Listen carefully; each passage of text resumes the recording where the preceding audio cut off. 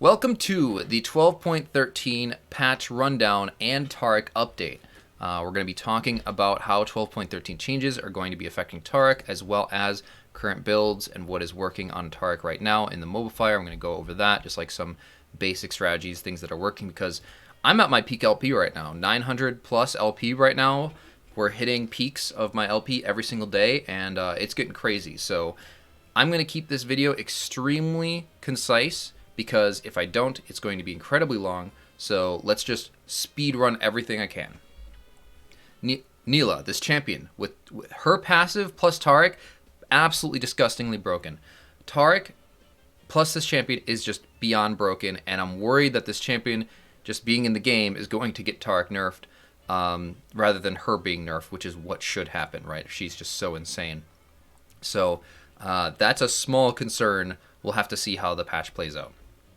Sivir.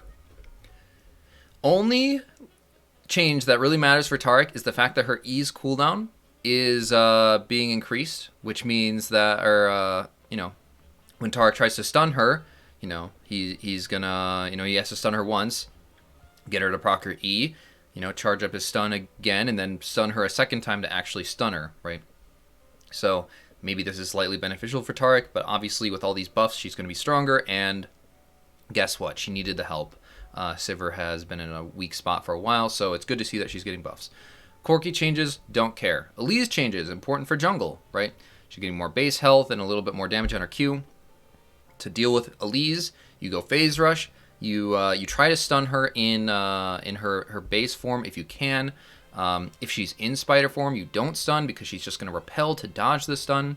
So ideally what you do is you proc phase rush, you run away, you wait for her to repel onto you to chase you. Once she repels to chase you, then you stun her and then you turn, right? So it's like, oh no, I'm running away. She chases you, and then as soon as she lands in that repel, you just make a 180 and then go on her, right?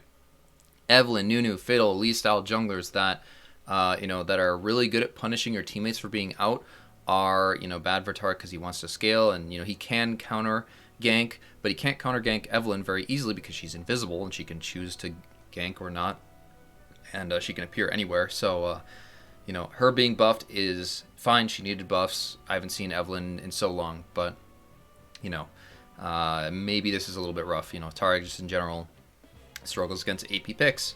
Same thing for Fiddle, right? Fiddle's getting better, right, with his ult and his his fear duration, but he needs it, right? They need it to some certain extent. Gallo changes don't matter. Gwen changes, not going to go into it. She has so many changes. Gwen, she does true damage. If she's incredibly ahead, you can't really deal with her. Obviously, Taric counters Gwen other than the true damage, though, so this shouldn't be an issue, but you never know, right?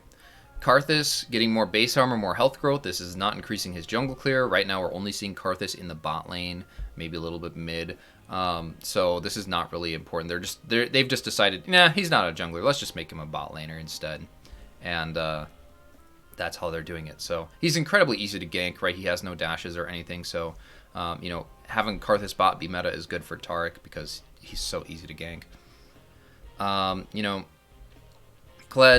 Kled's a strong champ, and I don't know why more people don't play him. He's incredibly strong.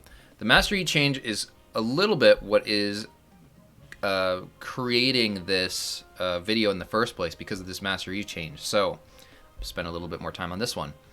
The Alpha Strike he's now able to change the direction where he lands after his Q is cast, and of course his W is going from 28 to 9-second cooldown, which is insane.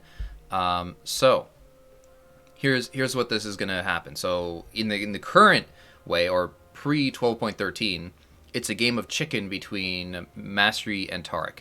It's you need to get whoever uses their Q or E first will lose. So if you get Master E to press Q first, you press E while he's in his Q, and so he lands, then he gets stunned, and then you win.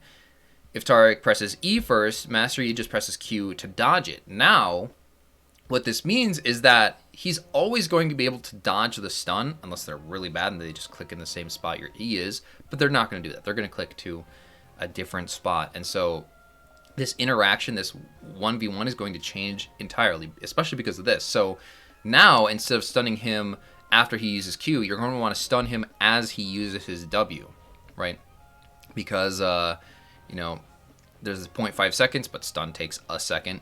So as soon as you see him press W, then you use stun, break him out of his meditate, and then, of course, you know, you're just going to have to deal with him getting off his Q. And you're probably going to miss stun anyway, because he's going to, you know, get out of his W by pressing Q. But that's just going to make Master Yi incredibly strong. Someone sent me something that says that Master Yi has like a 57% win rate now, which is really concerning. So maybe even low, maybe even high elo. This champion is worth nerfing completely, or not even just nerfing, just ban this champion outright, because the Taric matchup has been ruined by this change, and this one is kind of insane too. So we'll really have to see what happens to that one, but overall slightly concerning. Olaf, you know, they realize, hey, they're only taking him top now. Let's make him a jungler again, and you know, it's the same thing. Phase rush, he procs his ult. You use Phase Rush proc to run away from him, wait for his ult to time out, and then you go back in, right? That's how it works with Phase Rush. And, you know, he might be a problem, right? But, you know, you use Phase Rush to deal with a lot of different champions like that. Talia, whatever. Vex, needed help. Volibear, nerfs are not needed. I don't know why they're nerfing this champ. Divine, they're saying Divine is OP. It is still pretty strong. And apparently this change is going to make it slightly better for, you know, using Divine against squishy targets, and less powerful for using it against tanks. But, you know, we don't really build it right now, and I don't think this change is going to make us build it more. Demonic is dead for Taric. Leandry's is not good. And here's the assassin items, right? So the assassin items are getting movement speed. But overall, this is actually even good for Taric because of the Eclipse change. The range damage proc for Eclipse is going from 6 to 3%. This means champions like Graves will no longer be able to abuse Eclipse as easily, because guess what? It's going to do half the amount of max HP damage on the proc, which is huge, right? So, you know, better for assassins in general, great, whatever. But the main issue is Eclipse, and Eclipse is losing this for ranged champions, which guess what? You know, some champions built it. You know, I would see Draven with it. I'd see like an Akshan with it or something weird. But definitely Graves. Like, this just makes me think of Graves nerf, which is great. Objective bounties. Updating the objective bounties to feel more fair whether they're behind or ahead. The lingering duration has been changed from 5 seconds to 60 seconds. Bounties will start to fall off a little earlier when the losing team reduces the lead. Claiming an objective bounty, the bounties lingering now cancels all objective bounties on the map.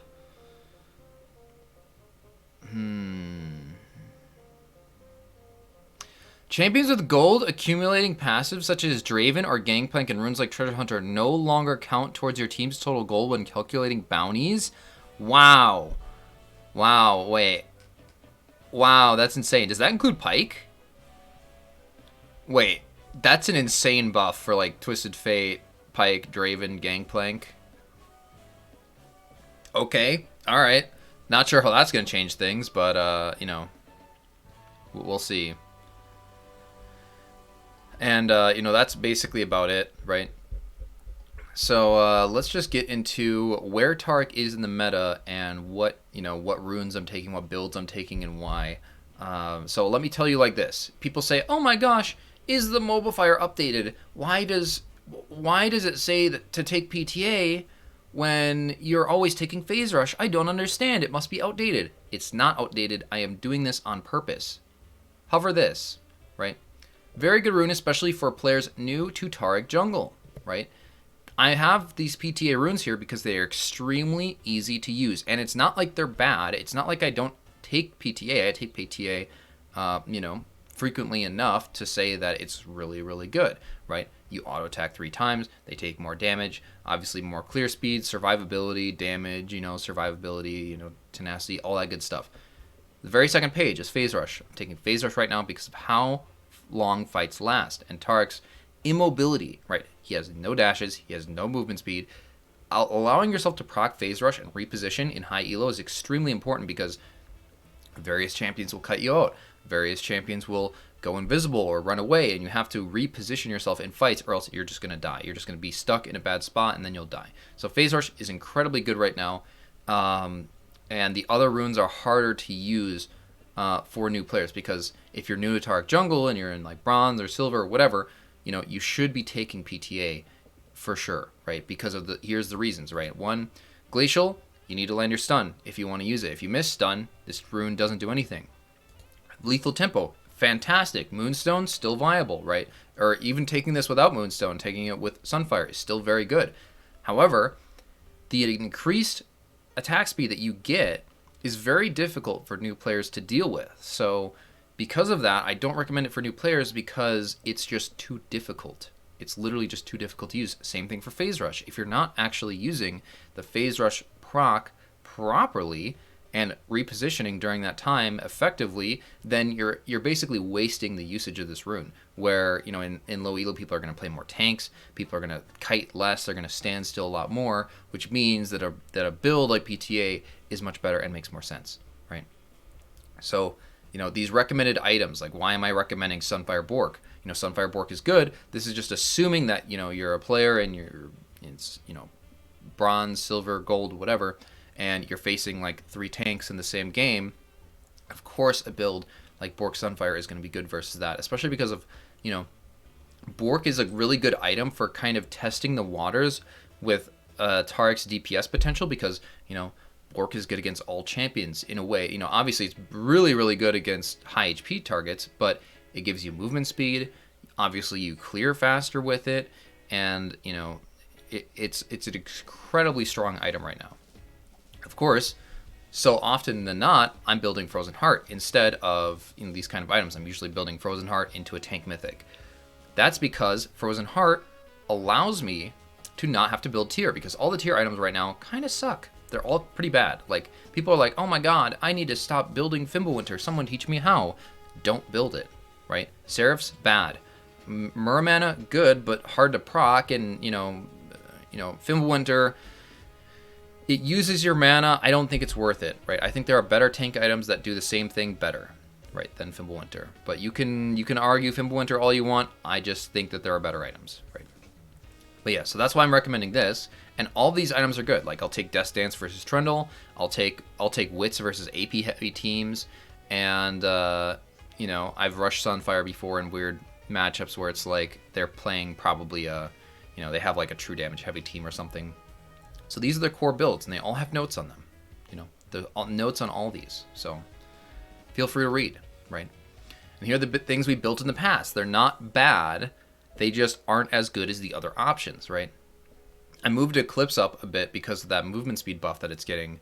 But otherwise, it's kind of the same thing, right? Where the Taric's AP ratio on his Q got gutted in 12.10, which means that any AP mythic that he had in the past is going to be effectively worse.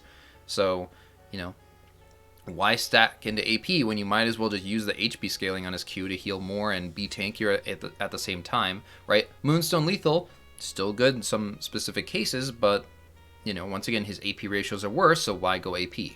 I saw some people are taking Turbo. I still don't think Turbo is worth it. If you're going Turbo, you might as well just go Frostfire. You could argue it, but I would argue that, fights last so long that why would you go Turbo? It's only one usage, right? And, that's basically what it is, right? This leveling, I'll talk about this a little bit. Taric's Q now at all ranks is the same mana cost. This means that we don't have to worry about holding the point like we used to, where we held the point in Q and, didn't put it into anything because we were waiting to put it in for an actual team fight so it wouldn't lower our clear speed. Now, mana is at the same cost at all levels, so you can effectively just get a super early Q4 whenever you want. And the Q4 can be any time, right? You can put it at 7, 8, you can put it at 9, 10. You just don't want it at 5, and you don't want it like beyond that, because you want to put exactly 2 points in right after each other. Like, if you were to do it here, you would maybe level E at 7, and then 8, 9 could be Q4, and then 10 could be E, or you could do it at 9, 10, whatever. Obviously, this is just increasing your healing if you understand how Taric's Q works with the healing, right? I don't have Master Yi in here in these threats, but I have to actually test and see how it is, right? All these good stats. And I should probably update this since I'm all the way above 900 LP now. I'll just show it off, right? Why not? Can you explain quick how Wits End attack speed works with Taric's passive? I mean, Taric's passive doubles any attack speed source at all, so that's going to mean that, you know, Wits End is really good, right? Wits End is super good. Wits End is, like, on Taric, Taric doubles his attack speed, and the cap is usually 2.5 unless you have lethal, but even if you have lethal, you only want exactly one attack speed item. Bork, you know, Wits End, Ardent, you know, Stride Breaker, anything, lethal tempo. You only want exactly one, because if you get more than one of those items, you're going to overcap your attack speed, and your attack speed becomes wasteful. Sure, you can feel like machine gun, right, which is cool, but your abilities still have cast times, and because they have cast times, any more attack speed you get over like 2.3 attack speed, which is already insane, by the way, which you only need, you know, 1.15 attack speed to get, right? Because obviously your passive doubles your attack speed. It's just it becomes unmanageable, right? So, yeah, that's the main thing to it. And this video, I'm gonna keep it short. So, you know, once again, if you have any questions, ask in the comments. I'm on the stream. You can come directly to stream to ask me questions. I answer all the time. Taric is in a really good spot. Clearly, I'm hitting new peaks every single day, right? We're pushing for 1K, and you know, we were in the top 100 yesterday because I won a game and then I lost. But you know, things are good for Taric right now. Like if you've ever wanted to learn Taric jungle, now is the time. Like now is the best time. Taric is stronger than he's been in the past 2 years minimum. You could maybe argue he was strong in season 9 to a certain extent, but right now he's stronger than ever. So I couldn't recommend him more. So yeah, hope you liked the video. You know, all that good stuff. Like, favorite, subscribe, all that, and I'll see you next time. Peace out.